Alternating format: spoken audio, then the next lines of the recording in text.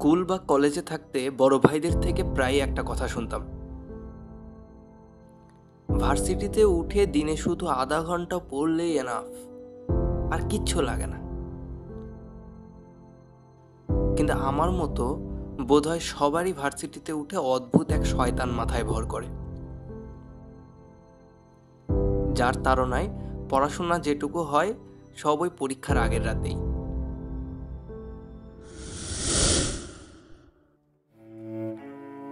এই যে এইখানটায় যে বান্দাটাকে দেখতেছেন, এটাই হলাম আমি। বুটেক্সের টেক্সটাইল ফ্যাশন অ্যান্ড ডিজাইন নিয়ে পড়াশোনা করছি। কালকে আমার ফ্যাশন ডিজাইন থিওরি কোর্সের ফাইনাল এক্সাম। সকাল 8টার মধ্যে ওঠার কথা থাকলেও এখন প্রায় 10টা বাজতে চলল যখন আমার চোখ দুটো মেলছে। কিভাবে আজকে একদিনের ভিতরে সবটা শেষ করে কাল পরীক্ষায় বসবো, এই চিন্তা মাথায় আসতেই ঝটপট বিছানা ছেড়ে উঠে পড়ি।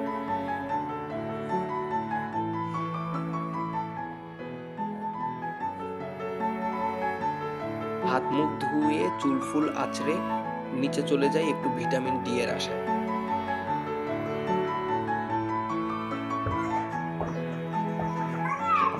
রাস্তায় এই চিল্লার পার্টিদের তিরিং বিরিং দেখে নাস্তার পর 1 কাপ রং চা গিলে বাসায় ফিরে টেবিলে বসে ল্যাপটপের স্ক্রিনে খুলে বসি স্লাইডের দুনিয়া।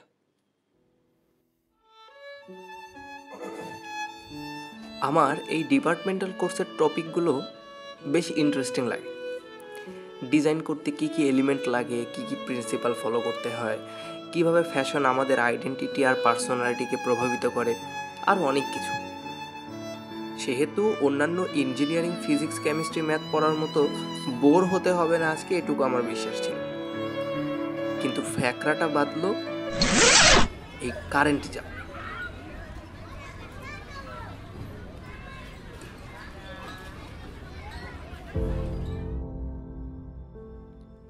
তারপর जो मैंने तय किया है वो तो मैं करके ही रहूंगा, নিজের মনকে এইসব বুঝায় টুঝায় আবার পড়াশোনা শুরু করি। মানে এতক্ষণ যা পড়লাম সেগুলো রিভিশন দিতে থাকি আর কি। স্কুল বা কলেজে পড়ুয়া কোনো ভাই বা বোন আমার ভিডিওটা যদি দেখে থাকো, তাদের বলি ভার্সিটি লাইফ কিন্তু শুধু চিল আর চিল। হ্যাঁ, স্পেশালি ইঞ্জিনিয়ারিং।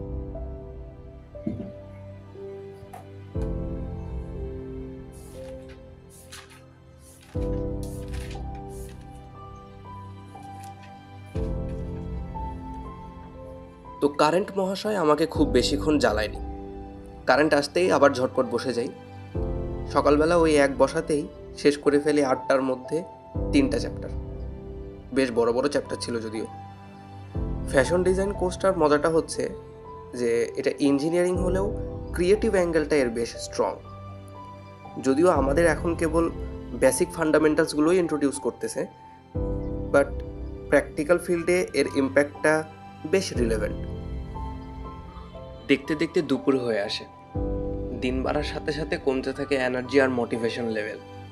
তাই একটা ব্রেক নিয়ে ঢুকে পড়ি ডুওলিঙ্গোতে। ডুওলিঙ্গোতে আমি জাপানিজ শিখছি। 52 দিনের এই স্ট্রিক্ট অনেক কষ্ট করে ধরে রাখতে হচ্ছে, তাই ডেইলি একবার করে ঢোকা আর কি।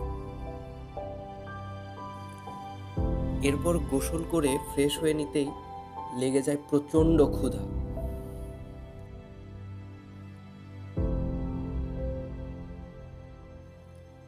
খাবার গরম করে প্লেটে বেড়ে নিয়ে হইচয়ে ব্যোমকেশ সিরিজ দেখতে দেখতে খাওয়াটা সেরে ফেলি।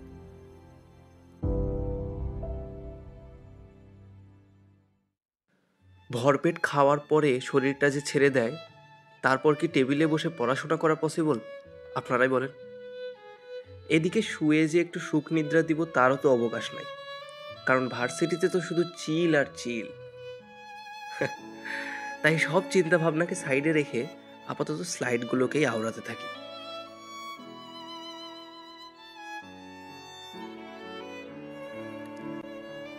দেখতে দেখতে যখন 5টা পার হয়ে আসলো, ততক্ষণে আমার প্রায় 5টা চ্যাপ্টারের মতো শেষ।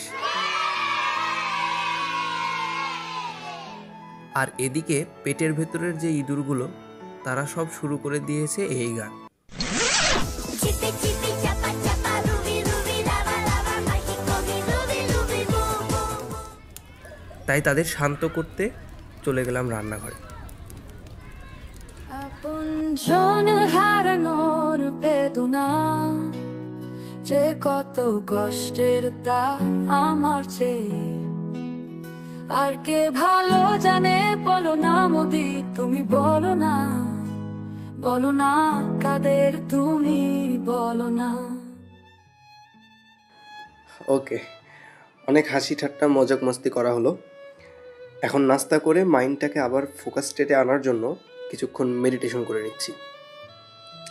ও আচ্ছা, একটা জিনিস শেয়ার করি, যদিও মেডিটেশনটা আমার রেগুলার করা হয়ে উঠছে না, তবে বেশিরভাগ সময়ে পড়তে বসার আগে আমি মেডিটেট করার চেষ্টা করি, আর তখন 40 হার্টজ বাইনিউরাল বিটসটা শোনার চেষ্টা করি। আপনারাও ট্রাই করে দেখতে পারেন, ফোকাস ইমপ্রুভ করতে অনেক হেল্প করে।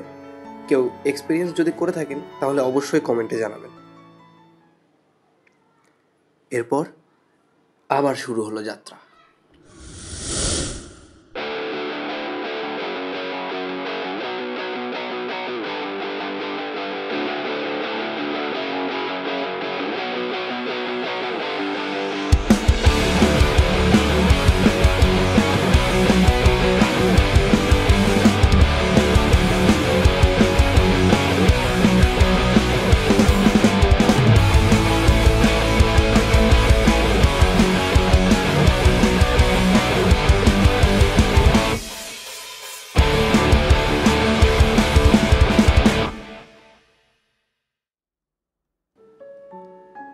একটানা পড়ে একদম 7টা চ্যাপ্টার শেষ করে ফেলি।